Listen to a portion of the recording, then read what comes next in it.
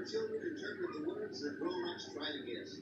Would you like to meet our grown-ups? We would like to introduce them. First of all, our champion, back for his third consecutive day. So far, $6,300, ladies and gentlemen, Brian Coleman. Welcome back, Brian. Thank you, Doc. Thank you. You're welcome.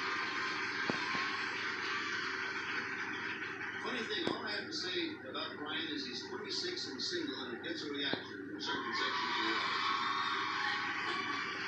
Does that work all the time for you, Brian? No. Not all the time. Not as well as you. Would you like to meet your challenge? I know you two have met, but I'd like folks to meet. Ladies and gentlemen, I know you won't believe this, but we have with us, and we're pleased to present Joni Fenstermaker. Welcome. Thank you, Dad.